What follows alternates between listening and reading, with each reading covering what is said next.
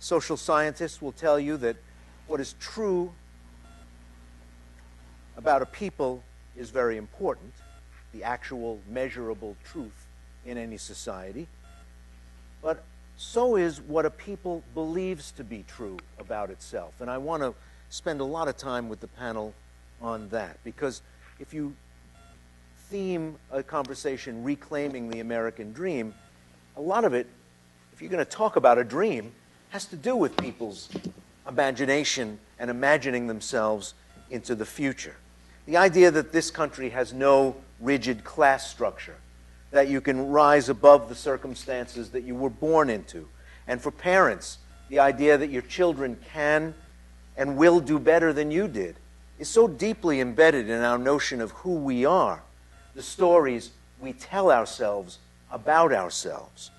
Numbers people have known for years that while there have always been examples of great successes that begin in poverty, class mobility, largely discussed, is declining. So while there are always new stories of people who come from humble circumstances and do great things, the very rigidity that we've always flattered ourselves is a hallmark of the American idea, is becoming harder and harder to achieve. People who push back against the talk of growing inequality and shrinking opportunity insist that America never guaranteed you an equal outcome, just an equal shot. But for people who've had a rough ride over the last decade, seen the value of their houses shrink, watched their children plow themselves under a mountain of debt to pursue higher education, and as millions of us experienced long-term unemployment and underemployment, and working people watched as downward pressure on wages narrowed the horizons of a comfortable and secure retirement, the American dream is certainly not dead, but it is a little dinged up in the process. How people think about what the next decade, what the next 20 years are going to be like, has been altered by what the last dozen years have been like, and imagination is a potent creator of our social arrangements with each other.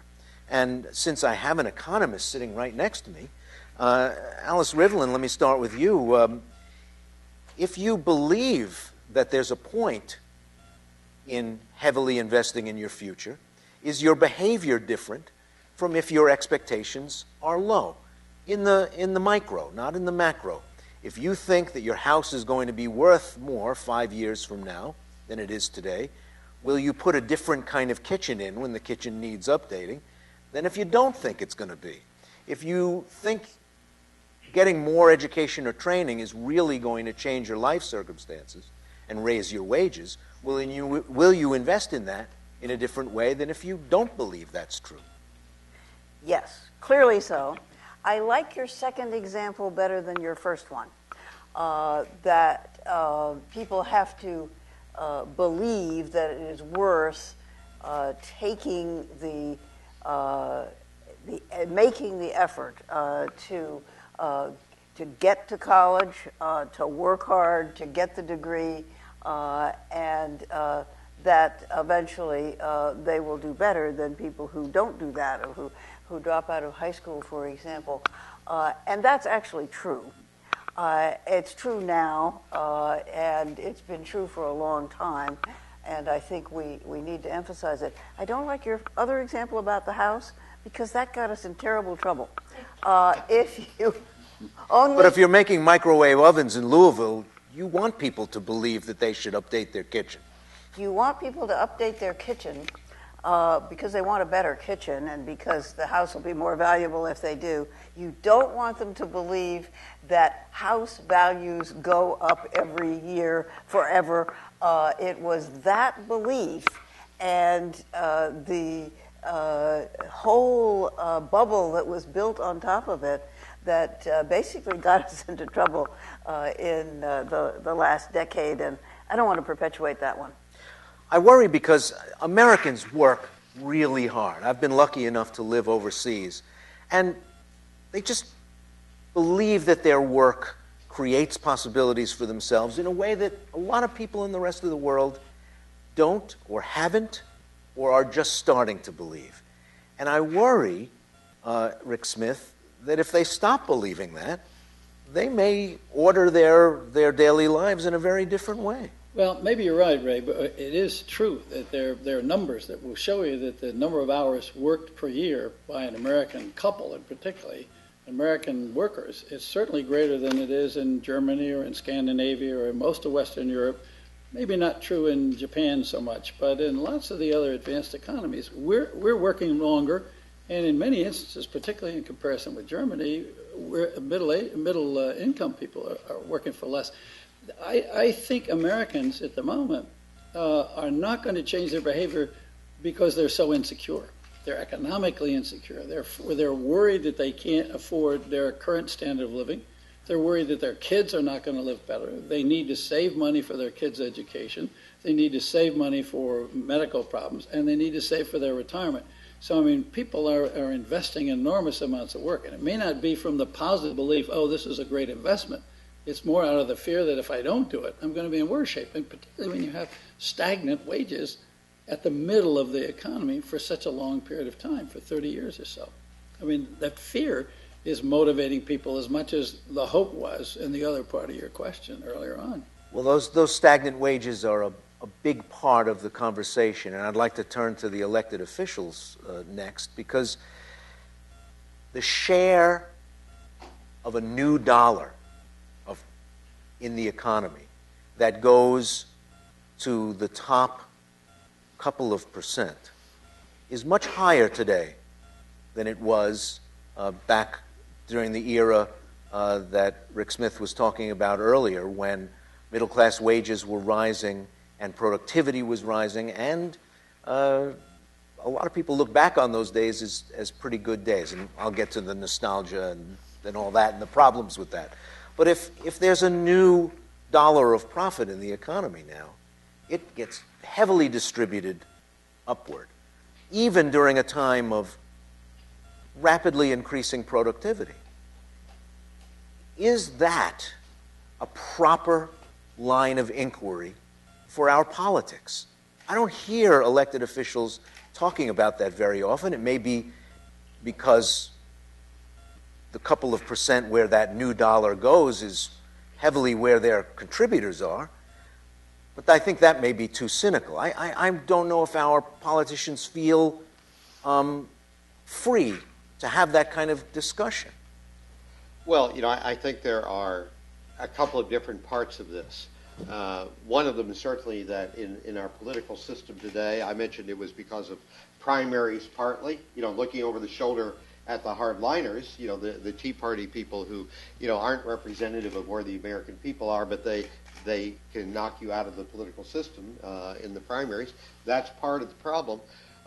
But when you get to Washington out of this kind of a system, you get locked into a party ideology that's always looking toward the next election and who is your base. It's not how do you reach out to the American people, but who has been your base. Just get them to the polls. So the idea of sitting and compromising, people talk about consensus. You can't have consensus in a nation of 300 million people. You have to have a government where people are willing to sit down and compromise and say, where do we find the common ground that will allow us to have a prosperous economy for everybody? But there's another factor, and Rick mentioned this as well. It's also a cultural thing. It's where you have the business schools start teaching that your job in business is to maximize profit and to reward the people who run the companies instead of trying to have something that honors the working people as well as the managers. And so, it's cultural as well as it's the inability of people in Congress or in the state legislatures to come together to work out a common solution. Governor, people talk about how small Delaware is, but that gave you the gift of running at large, and I think you had one of the most interesting districts in America because you represented multinational and Fortune 500 companies, bankers, chemical producers, chicken processors, farm workers, suburbanites oriented toward the Philadelphia economy, state workers. You had probably one of the most diverse and interesting districts in the country when it comes down to that. How could you speak to them all? If part of the idea of districting as Mickey Edwards mentioned earlier, was that you could, if you represented wheat farmers, understand their concerns and speak for them. You were talking for a lot of different people. Well, I'm not sure you're asking the right person since they tossed me out. But you also later on we had the oh, you won a lot of elections statewide. The MVP of the Super Bowl, and Joe Flacco. You left that out when he was the quarterback at the University of Delaware. But representing people, I found, I'm sure Mickey did too, is not that difficult. There will be differences in opinions when you get into actually representing them, and not just the election process. But the bottom line is that a lot of people come to you for help with things like Social Security or Medicare or some other basic problem, and you can help them with that particular problem. You get a lot of different pressures on the votes that are taken in the Congress of the United States. You may get into a gun control or a pro-life, pro-choice type vote or something of that nature. There's always the pressure to vote for special entitlements of a spending nature in your district, your state, in my case, and that's what unfortunately adds to the deficit, which adds to the debt of this country, and that is something we have to fight. But I think that I found it relatively easy to represent an entire state. There's, by the way, a little quiz for everybody. There's 7 states that only have 1 member of the House of Representatives, and it's by population. And Delaware is just one of them. I don't dare ask the panel if they can answer the others. They might not get it right. But I always found it to be a pleasure. I'd been the governor, and if I had to share a congressional seat with other members, I might not have done it. So it was part of my decision in running for office. And by the way, speaking of corporations, which you mentioned, Ray, we're interested in representing all the corporations in America and Delaware, not just some of them. We represent most of them now, but we're a little greedy when it comes to that. But that's the kind of thing that you can do in a state. I mean, in a state, for example, not me, but Pete DuPont put together the Financial Center Development Act. A lot of the big banks in New York City decided to move part of their operations to Delaware, mostly credit cards, but other things as well. And they're still there, and it created thousands of jobs in the state of Delaware and a lot of opportunity there. And some of it wasn't just from other places like New York. It was new jobs that were created because of economic opportunity we afforded to people. Governors can do that, and they are doing it across this country. It's much harder to do it, I think, at the federal level, and I think it's much harder to do it with the deficit issues that we're dealing with right now. So we do need to address these very major issues that all of us have touched on here tonight. Have we lost the notion of shared prosperity? Along with shared anything, shared sacrifice, shared challenge, have we lost the idea that we rise and fall together? I don't know if we've lost it altogether. But I do think that government does not feel that it's their place to try to sort that problem out. Are you going to dictate to a Microsoft that you've got to pay your executives less and you've got to pay your workers more, you've got to create more jobs, whatever it may be? I think most elected officials, probably more true of Republicans and Democrats, look upon it as trying to present a greater economic opportunity so the corporations will expand, they will bring business back from overseas to America, and they will provide that opportunity. But they're not going to probably go so far as to say there's inequality and we have to do something more about that. But I do believe that with the discussions which I'm starting to hear and read and see, that inequality is an issue out there, that you're going to see a little more pressure in that area. And I think some good points were made tonight with respect to the profit motive versus the balance motive of taking care of people who are working for business endeavors, corporate endeavors in the United States of America. We may not dictate executive compensation, but we do decide to tax capital gains, dividend income in a different way from wage income, and we look at different kinds of money in different ways, and we make a decision. And as elected officials, I'm sure you've had to take votes on just that issue, that the income from a couple of bucks I made 10 years ago is going to be taxed in a different way from the money I went out and earned this week. Yeah, Let me add something to what Mike said, and I'd really love to hear what Rick and Alice have to say about it. Sometimes I have this thought about what would happen if John Kennedy were able to come back and say, "Ask not what your country can do for you." Everybody would laugh at him. They would say, "Well, of course it's all about what my country can do for me." And Mitt Romney might be surprised to hear this, but it's not the people who are, counting on their Medicaid who are saying that. It's a lot of it's corporate America. It's what can government do to help me, to give me an advantage, to help us, make more profit. And so you raise this question about feeling as a community as opposed to, a lot of disaggregated individuals. And a lot of that sense of community is lost in the effort to try to say, how can I get government to do more for me instead of what can I do, to help us collectively as a community. I'm struck, Ray, by a couple of things. One is the difference in the attitudes of corporate leaders in America. We're not talking about socialists, we're not talking about communists, we're not talking about academicians, we're not talking about journalists, we're talking about guys like Charlie Wilson, who would say in the mid-1950s, what's good for the United States is good for General Motors, and vice versa. And you flash forward to the late 1990s, and Alex Troutman, the CEO of Ford, says, we don't consider ourselves an American company anymore. And John Chambers, in the computer software world is saying, we want to become a Chinese company. And Craig Barrett is saying, a former CEO of Intel, is saying, we could succeed as a company without ever hiring another American. So go back to what Mickey just said. It's very hard to imagine a CEO today, or there are some, but not a lot of them, who would say what Charlie Wilson said.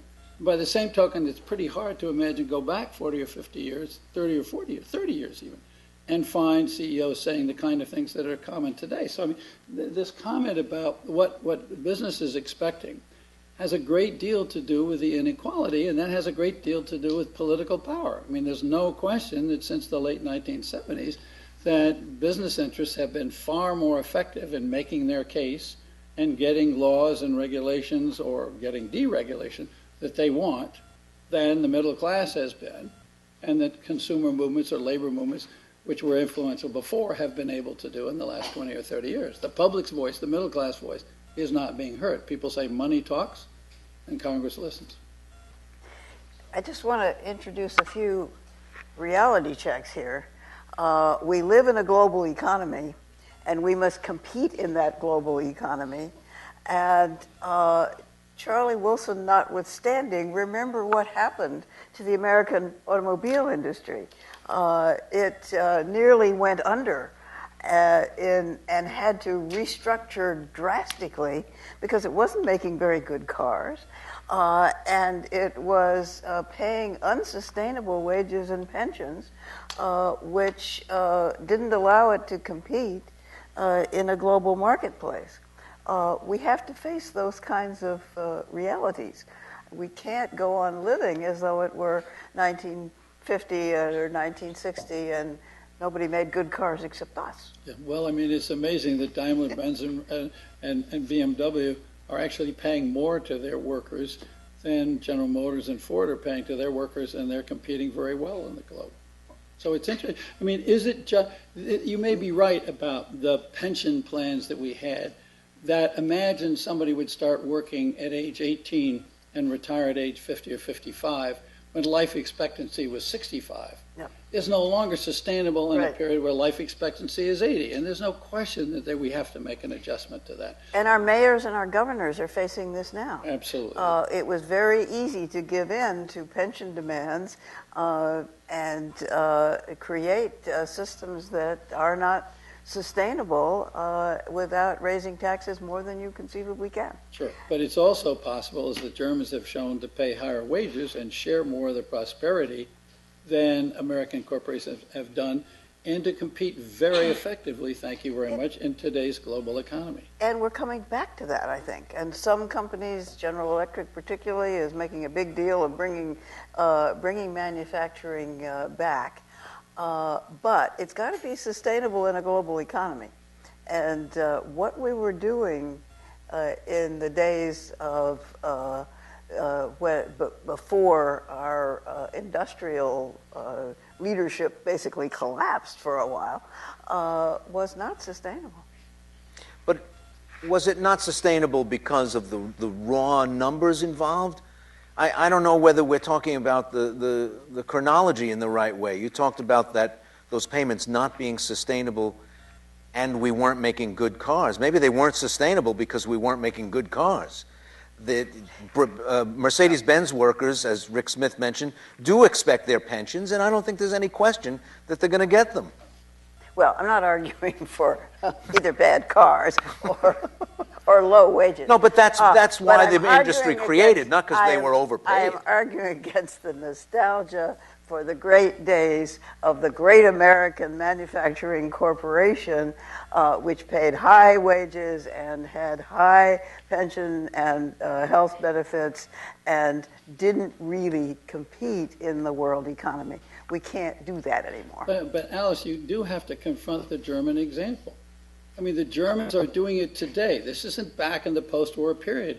Today, the average middle-class German worker is working fewer hours, getting paid more per hour, getting more benefits in the form of health care and retirement pensions than the average American worker is, and yet they are competing. Not only are they competing, but in the decade from 2000 to 2010, Germany ran a $2 trillion trade surplus with the world, and we ran a $6 trillion trade deficit. Right. They benefited enormously from being in the euro, which was a relatively undervalued. The Deutschmark would have been a much higher currency and not allowed them to compete as well.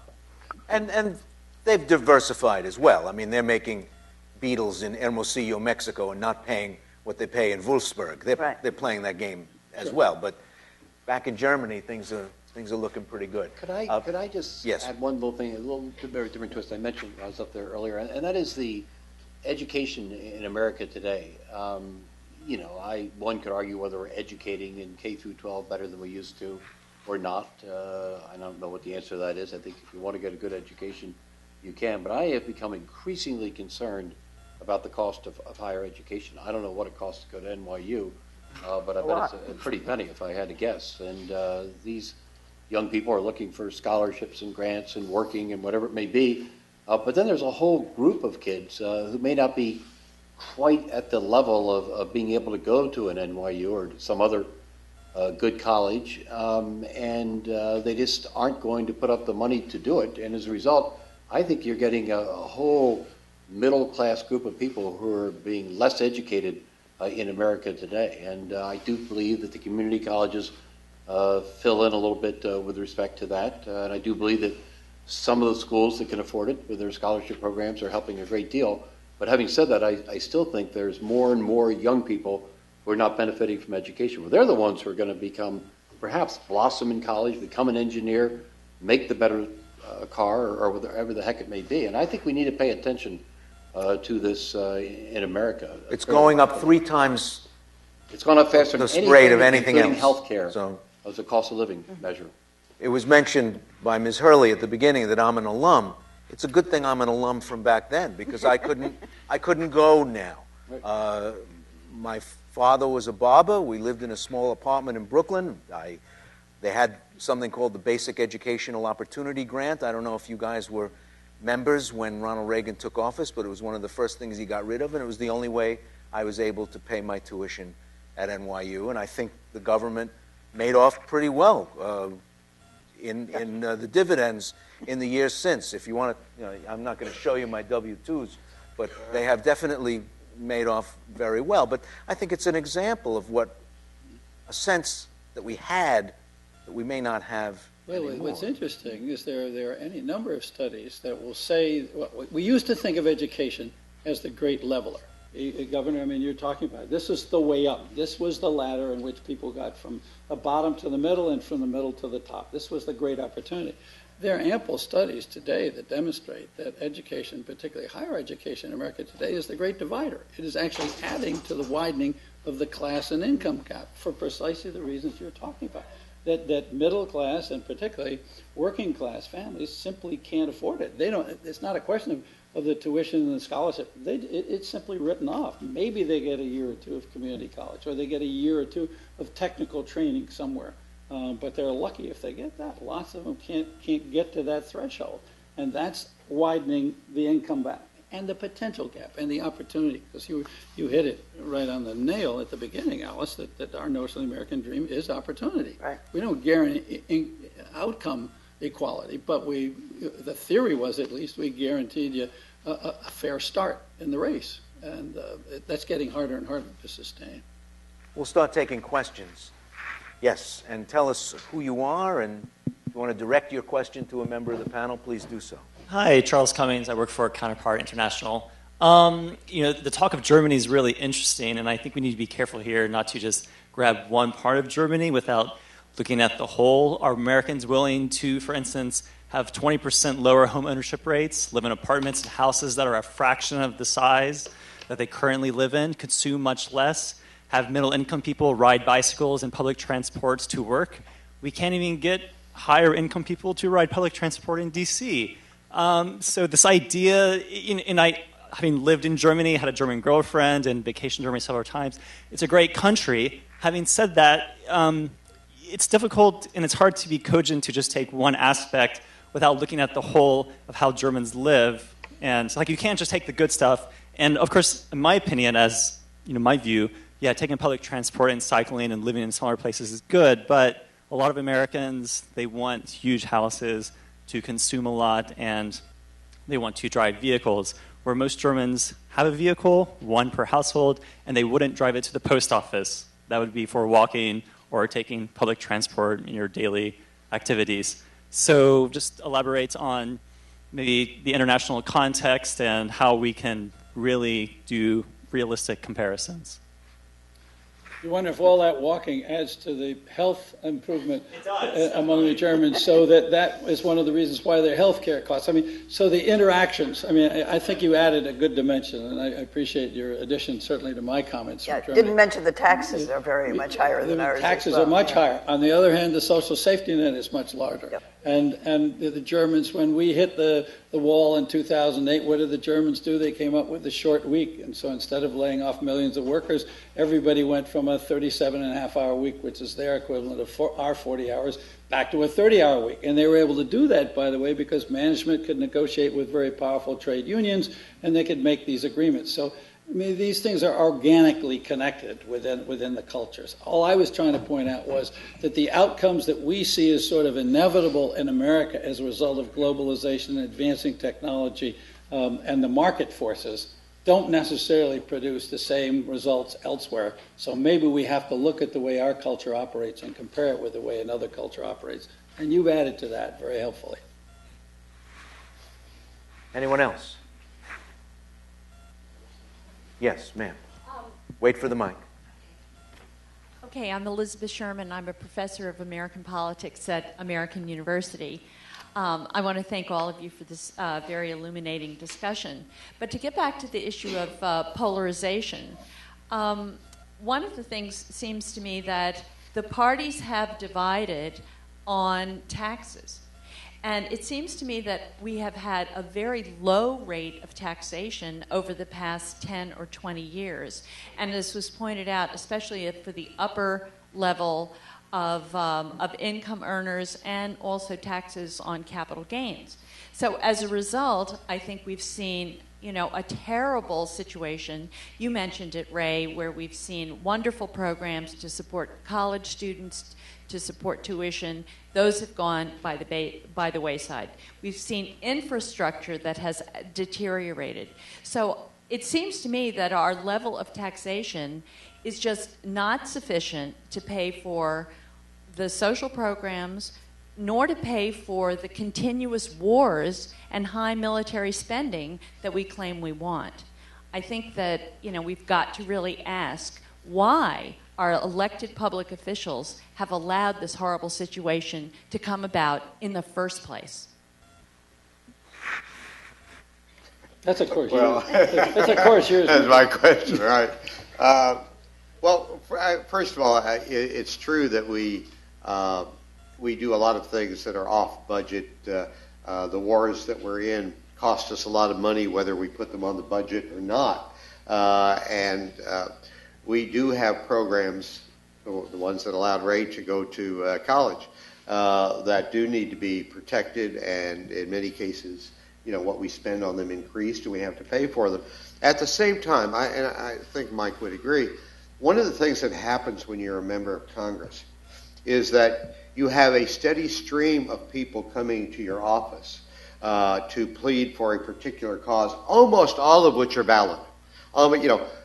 More money for healthcare, more money for education, more money for infrastructure, more money for after-school classes, more money, and so it's not like it's easy out in the non-political world to pick your favorite issue and be very upset, that it's not being funded more. But if you tried to say, well, we could do that, but we have to cut something else here, or we have to, at some point, raise taxes to an unsustainable rate because, as Alice points out, there's global competition, and you want people to be able to have enough money to send their own kids to school, to provide for their own families.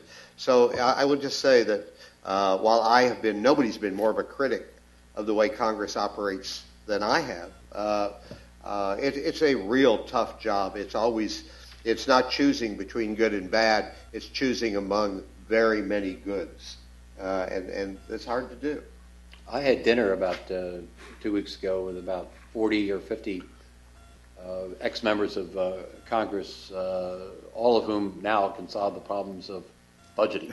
We weren't so good at it when we were there, but now they can do it. We should get Grover Norquist here to argue the other side of this particular position. But I happen to agree with Alice and her commission and some of the recommendations that they made with respect to deficit and debt, and I agreed with the Bowles-Simpson proposals as well, which involved in these cases some additional revenue as well as some reductions in expenditures. And I will tell you, frankly, there are expenditures out there that really should be reduced, and that doesn't mean somebody's Medicare or Social Security or Medicaid or education programs or whatever, but there are things in that budget which probably should be addressed in some way or another. And I think that there are those who tried to strike a fair balance in the last few years, and unfortunately neither the Congress nor frankly the President have put enough strength behind it to move it forward, which I think is a shame. This may be the opportunity. I don't know. One thing that was brought up was the way we've become kind of a can't-do nation, crumbling infrastructure, and we feel so pinned down by competing demands. Does that feed into a sense of the loss of the American dream, that we seem not to be able to accomplish big things anymore? Oh, absolutely. But that comes back to what I think is the big problem, that we are not sitting down together across party lines and saying, how do we fix the roads? How do we fix the bridges? How do we raise money to do that and get it done? How do we improve the schools? One of the reasons we've been able not to face up to a lot of problems, though, and one of the reasons it's been easy for the Congress to say yes to a lot of spending is that it has been so cheap for us to borrow. The whole world believes, and I hope they're right, that this is a country that always pays its debts, that has a perfect record of never defaulting, and that we have a strong economy, and it's the safest place in the whole world to put your money. Therefore, they are happy to lend us money at very low interest rates. That has given us an incentive to borrow a lot more. And now we're coming up on a situation in which First, that may not continue if we go on behaving the way we are, but more importantly, we've made promises to a very large group of people, namely the baby boom generation, who are just beginning to retire. And if we don't get some more revenue from somewhere and reduce the rate of growth of some of those programs, we're going to be in a situation in which our debt just rises faster than our economy can grow forever. And that's not a sustainable situation. So we've got to do something about it. Now, Governor Castle was saying just a moment ago he supported the Bowles Commission. He supported the ideas of your task force. I was on both, actually. I didn't mean to discount that in any way else. Which means compromise, which means spending cuts and tax increases or closing loopholes and so forth. To me, the question keeps coming back when we talk about the gridlock and our inability and all the complications that you mentioned, Mickey, about making tough decisions and how many desirable programs there are. Can we get to a point in our political system where we can make necessary compromises, not just one or two on the fiscal cliff at the moment where the gun is right at our head, but a sequence of decisions that deal with the kinds of accumulated problems that Alice and all of us are talking about, without doing something to fix our political system, without helping to restore the political middle? I mean, your proposals, to me, make so much sense about doing something about reducing the power of parties and the exclusivity and the gerrymandered districts that pull to the extremes. I mean, it just seems to me, Ray, that's a very fundamental question. We've been talking about economic issues here, but we need to deal with them politically.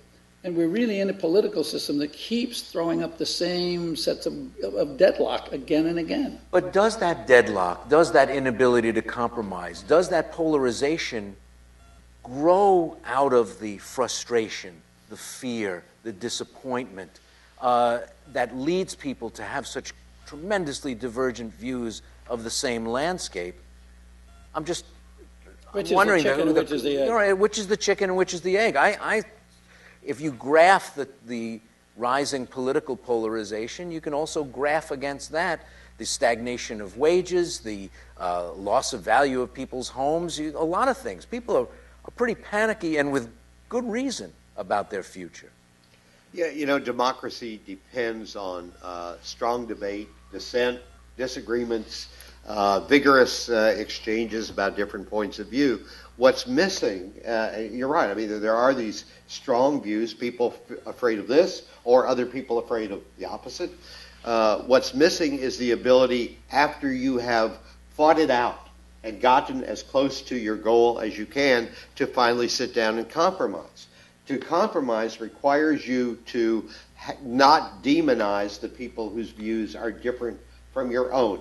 Now, I would get rid of Fox and MSNBC. I would drop Rush Limbaugh and Keith Olbermann off the bridge. I would, basically we've got to get back to a society in which we are willing to listen to people whose views are different from our own, and then after we've made our case as best we can, democracy is about process. It's not about outcome, it's about process. And when we've had a fair ability to exchange our views, finally at the end, come together and find the common ground so that our bridges don't collapse, so that our pharmaceuticals remain safe. We have to do that. And that's the missing ingredient. And it is the party primaries, being afraid, looking over your shoulder about, what Tea Party person or whoever else on the left is going to run against you in the primaries. That's what makes you afraid to compromise, because it can end your political career. I agree with all of the above. I can just speak to it quickly. That has been stated. But I'd just like to paint a picture of what it's like being in Congress and going to the caucuses that take place at least once a week. You're sitting there, maybe twice as many people are as in this room or whatever, and the leadership comes in and they make their case about we as Republicans, which is what I heard, to have to do this, and and they send their whips out to beat on you and whatever the heck it may be. And there's a huge amount of pressure, and that pressure may come from the Grover Norquists of the world, or the corporate leaders, or perhaps on the Democratic side, the labor leaders, or whatever it may be. And there's huge pressure to vote that way. And when you don't, sometimes I did not, you tend to be ostracized in some way or another. You may be removed, as they did recently, from committees, or various things can happen to you in some way or another. But there is that internal pressure when you're in the Congress of the United States to toe the line. And I don't know if people truly understand the extent of that pressure. And let me tell you about politicians. Politicians' rule number one is to get reelected for the most part. Politicians are best when they're in their last term and they said it. Then they're a little freer to vote. But they're always thinking about that. All of us are always thinking about it to some degree. And those votes are cast, with that in mind. And if indeed they're worried about a primary, they may be very reluctant to not vote for tax reductions or, God forbid, vote for a tax increase or something of that nature. I mean, the politics of all this enters into it in a way that sometimes can transcend the best decisions which are made out there.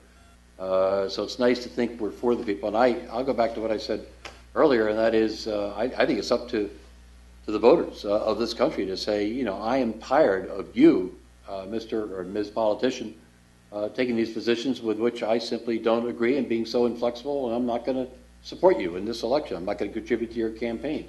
You get that happening a half dozen times in prominent elections around the United States of America, and I think you'll see a changed attitude. Is something changed in the last 3 months since November? I mean, I'm struck by the sequence we've been through. I wonder if you are, Ray. Not just about the particulars, but there was that battle, and then on New Year's Day and after, slight increase in the tax increases. But there are people looking at returns, and I mean, we had a bipartisan group in the Senate, and now we got a bipartisan group in the House talking. Where the heck did the bipartisan groups suddenly come from? I noticed Eric Cantor today was taking a very different tone in something on the internet. I mean, you talk about the voters speaking. I wonder, do you sense anything has been heard? Slightly. And is that helpful for the kinds of issues we're dealing with here? Yeah, slightly. I think there has been some change, and I do agree that the Senate had a couple of startup before the election, then after the election with various ones getting together. I didn't hear about Eric Cantor being a part of all this in the House. No, he's not. I made a speech today. He just made a speech today. No, I know, but I hadn't heard that. But anyway, I think there is some change out there. There's some understanding that maybe the public is starting to awaken to the fact that the parties are too inflexible. So I agree with that. It's happening a little bit. I think that's right. But the one thing that is encouraging is that the public is actually much less polarized on most issues than the politicians are. And there's a lot of experience with getting groups of people, quite diverse groups of people, randomly chosen, into a room to talk about a particular issue. They can do it, and they can solve it. They can come up with a compromise solution. So ordinary people can do it. It's the politicians that have had such a hard time. And I think the revolution has begun. Actually, I'm part of a group called No Labels. We have 600,000 members. I went to speak at an event in New York. 1,500 people showed up, from all across the country demanding change. In California and in Washington State, voters got rid of party primaries. Just got rid of them. Went to the polls, got rid of them. 13 states have gotten rid of party control of redistricting. The USA Today had an article that said the American people are fleeing from the political parties. So, I think finally the people are beginning to rise up and say we can't let this continue any longer, and they're putting real pressure on members of Congress, to work together. And they're doing it in the state legislatures, too, to work together and solve problems. Who's next? Right here. Just a comment on compromise. It seems that one of the issues with the American people is their right to their facts being factual, as opposed to it's a fact that isn't true. I do have a real question though for each of the panelists. We know what we would like. We would like to have a rebirth or a new American dream that's possible. any suggestions, different suggestions from each of you as a real action that folks like us or folks like anybody in the country could take to affect that kind of a change, to restore or to bring about a new American dream? Reform the public education system, start teaching civics, start teaching critical thinking, go back to teaching the humanities. But what kind of... Got it. But that's the end result. What it's not the end result. It's the starting point. Too many of our colleges have become vo-tech schools. It's all about how you go out and get a job, instead of teaching people to be whole human beings able to sustain a self-governing democracy. Well, but what do I do about that?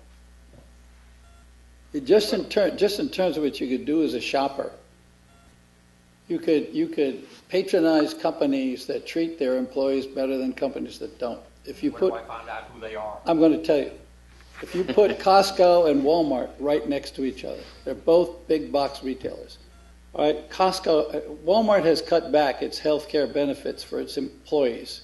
Its full-time employees and its part-time employees. Its CEO takes about $20 million a year, and the 4 major owners of Walmart are 4 of the 11 richest people in America. Okay, they have about equivalent wealth of the bottom 40% of the American population. Right? Costco deliberately, when Walmart announced it was cutting back its health care, said we have an obligation to provide health care for our employees. We have an obligation not only to them, but to the communities in which we operate, because if we don't provide it, they will go to Medicaid or they'll go to public facilities, they'll go to hospitals. The CEO at Costco, Jim Senegal, takes $2 million a year compared to $20 million a year for the CEO at Walmart. I could go on down the list, okay? Now, it's very difficult to get that kind of easily comparative information, but you can read and listen sensitively the news that comes out and pick up the clues and respond. Another thing you could do, if the power of Wall Street banks bothers you, put your money in your local bank. Local banks community banks, regional banks are far more likely to hang on to mortgages. They haven't all done it, but they're much more likely to hang on to mortgages, stick with borrowers, not pass them off, not contribute to the buildup of mortgage trading and derivatives and collateral CDOs and so forth. That Wall Street traded in. So that's another thing you could do. Certainly, I mean, Mickey just said 13 states no longer allow the parties to do the redistricting. If you live in one of the other 37 states that do still have it, then start a movement to move in that direction in your own state. I mean, I think there's an organization, you've got organizations here concerned with campaign finance reform. You've got organizations concerned with fair elections. There are organizations out there that are trying to tackle these specific problems. They're available, they're findable on the internet. You can do something. Interestingly, Wall Street punishes Costco and the share price versus the share price of Walmart. Not true over time. Not true over time at all. Costco has done better over time than Walmart. Walmart keeps running up and runs back down. Walmart turns over its employees much faster, but the hourly wage at Costco is much higher. Right. And that's not looked upon with favor in the investment community. It's not looked in favor in Wall Street. But we're not talking about Wall Street. We're talking about what people on Main Street can do. That's the problem. Wall Street has been dictating how companies operate. That's precisely why there's the pressure for profit, for stock price to go up, which means cutting wages, which means cutting benefits. And he's saying, what can we do? At the local level, you can do just the opposite. You counteract the influence of Wall Street. Just wanted to make sure we brought that out. Go ahead. I think if you can write letters to the editor, you can write op-ed pieces for your newspaper. You can get involved with a political party, perhaps trying to help nominate the right kind of person. If you will, you can influence this. You'd be surprised how politicians will generally read anything or listen to anything on a talk radio show that's local or whatever, and they're sensitive to it to a degree, more so than you might think. And if you can get in and talk to staff or the politicians themselves, do that. But the individual people in this country, I think, can influence the outcome of what's happening in this country much more than they realize. Yeah, the answers are in this room. Who's next? Okay, so we have a question coming from the live stream. It's from Sophie K.S., who asked, Do you think that social programs and ideals, if exercised in the U.S., would defeat our capitalist economy without creating a communist state? Could we work out our social ideals Without creating communism. without creating communism? Well, the social ideals in a communist state are awful. We have great experience with communist states and people fleeing from them as fast as they can. Unless they're held in against their will. Our ideals, these ideals about equal opportunity, these ideals about fair pay for fair work, these ideals about all of us together and we take care of those who need help, those are American ideals. Those are not communist ideals. Those are the ideals of a free people. I'd like to ask you all about opportunity, since we're talking about reclaiming the American dream. And since everybody's mentioned their book, I'll mention mine. Comes out in the fall. It's going to be a great gift for bar mitzvahs, christenings, and weddings. It's on the history of Latino migration to the United States. And in the 5 years between 2006 and 2011, the 50 million Latino Americans, if they had a national family balance sheet, those 50 million people lost 2/3 of their total wealth, which is an astonishing thing. An astonishing thing. Mostly in housing. Mostly in housing. Roughly 33% of Americans over 25 years old have a 4-year degree. 10% among Latinos. They're the next big thing, the flavor of the century. But if they don't do better, this is not going to be as wealthy a country as it was or is today. When they think about reclaiming the American dream, we have a big challenge for those 50 million people who are still largely working class, largely not yet taking full advantage of the great things this country has to offer. I think they showed their power in this last election, and the politicians noticed. And if we get immigration reform, it will be largely because of that. But that's not the only thing, obviously, that we need to do. The reason that number is so large, the 50 million, is a lot of people believed in the American dream, came here because they could get ahead, and many have.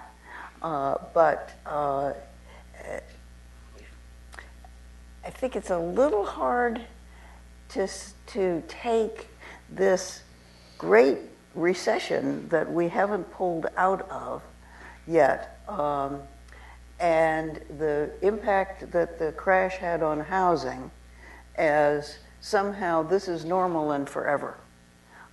It was unnecessary. It was very bad. It has punished our economy more than any other event since the 1930s.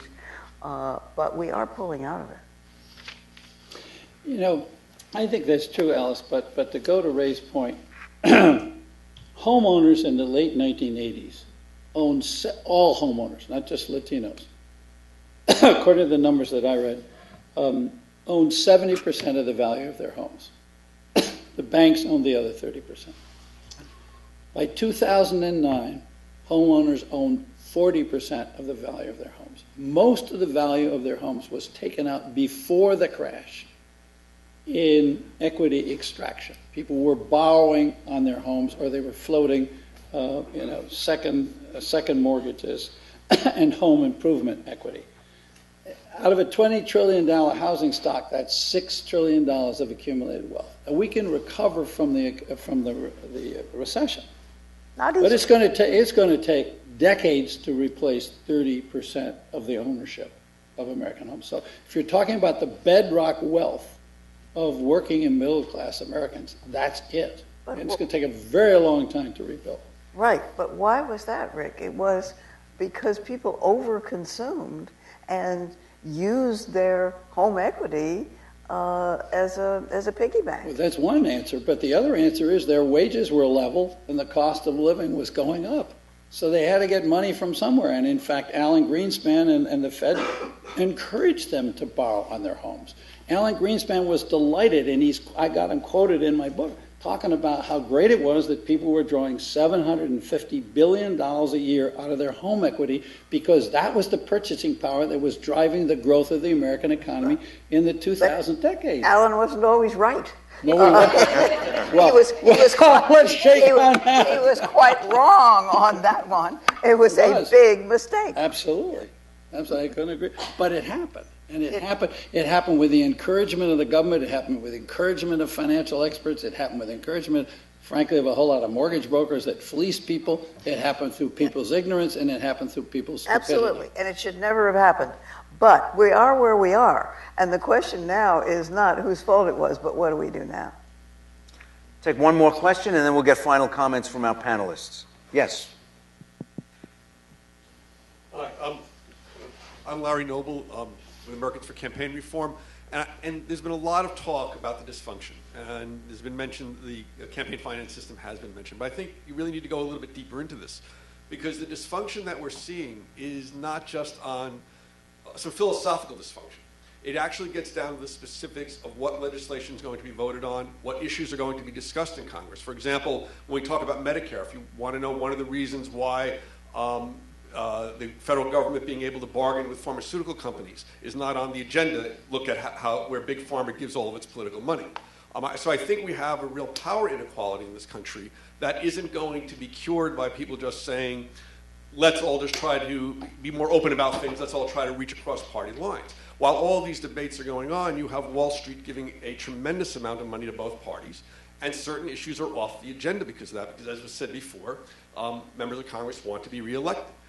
There is this whole infrastructure of money in politics that really defines so much of the debate. And I'd like people to address this, is that if we have people talking to each other, if we have people being more civil, but all the major part of our political contributions are coming from interests, whether they be financial interests, Wall Street, the banks, whether they be manufacturing, whether they be foreign companies giving through American subsidiaries, all legal, giving through American subsidiaries, whether we're really going to be able to ever do anything about these fundamental problems. We'll nibble around the edges, but the people who are funding our campaigns are, in effect, keeping certain issues out of the debate that you're not going to talk about. Having people vote is incredibly important.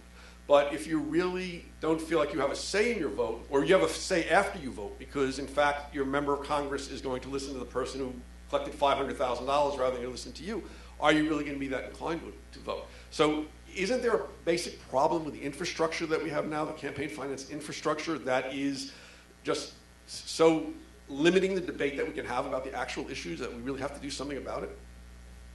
I would say yes. I'm for public financing of campaigns, but that itself is a very hard thing to get across. I may have the most extreme position of all. You mentioned corporations. We are streaming this, so I don't want to say what I thought about the Supreme Court's mental capacity when it did Citizens United, but we should have contributions to a political campaign limited, transparent, and only from human beings. So you keep talking about corporations. Well, there should be no corporate contributions, no labor union contributions, no political action committee contributions, no super PAC contributions. Only individual human beings can vote, and only individual human beings ought to be able to contribute to political campaigns. I think that's the only answer that works. If you just single out one part of the economy that you have a problem with them contributing and don't mention the others, then you're skirting around the issue. You got to drive the money out and just let individual human beings contribute to campaigns. If I may just follow up just 1 second, that when I talk about corporations, I'm not actually talking about the individual corporations. It's the individuals associated.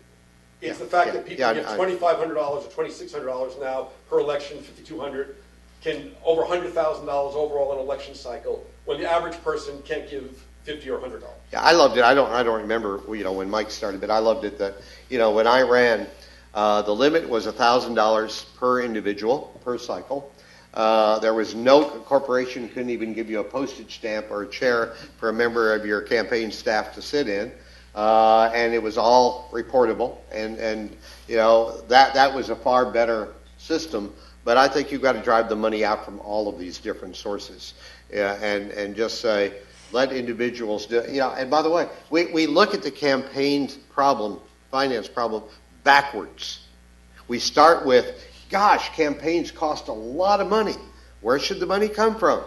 You can make, not for president, maybe not for all big statewide campaigns, but for a lot of them, especially U.S. House, you don't have to campaign the way we do now on television, which is where the consultants make their money. You can go back to door-to-door campaigning. You can go to direct mail. There's a lot of ways you can campaign. Political campaigns don't need to cost as much as they cost. I tend to agree with Mickey's answer, and I've supported legislation that you're interested in, so that's where I am. But that clearly is a significant part of the problem out there today. I also agree with Mickey's opinion of the Supreme Court in the Citizens United case, which has bothered me from the moment it was decided. But I think you probably get unanimity on that score Yes. here. But I presume that means that we got to have a constitutional amendment, and I presume that means we don't have to do it with a constitutional amendment. I don't understand how, with the current composition of the court, looking forward, because there have been repeated decisions. We're just talking about the latest one, but we've had efforts at campaign finance reform that one after another have been chewed out in the middle, chipped off the edges of, and then overturned or expanded, or new loopholes blown through by the court. And a final question. Hi, my name is Aziza, and I'm part of the SMSP program from the UAE. My question is, first I'd just like to say that, the American dream is not just the American dream, but it's kind of the worldwide dream that everybody could get good jobs, good health care, good education, and so on. So if, inshallah, in the future that the U.S. does, all the people of the U.S. do achieve their American dream, will that affect foreign policy or foreign countries? And if yes, how so? And if not, will the U.S. only focus first on the U.S. people's stability or on foreign affairs? Will it... Is it good for the world if more Americans achieve the American dream? Yeah, we've always had this tension in our foreign policy between realpolitik, which is that, you basically get in bed with anybody who will support your policies, whether they're dictators or not dictators. Then, coupled with that, we have the human rights drive, that we support the aspirations of people, for human rights, and we get involved to try to protect those. I loved what Fareed Zakaria said when he wrote, that it's not democracy we believe in, it's liberal democracy. Democracy that protects the rights of individual human beings, protects women's rights, has a legal system, that people have access to. Knowing that people around the world have these aspirations, we walk gingerly about where should we involve ourselves, where should we involve ourselves militarily. But I think we have to be not only a shining city on the hill for people to look to, but I think we have to, in non-military means, using our financial resources, using aid, using various kinds of things we can do to try to encourage the growth. We can't have everybody in the world come to America, so we've got to export what we have the most of, which was the opportunity for individual human beings to have a dignified life. We also have to recognize that we're all in this together, and that a prosperous world helps America just as a prosperous America helps the rest of the world. Right. And that's it. Thank you very much.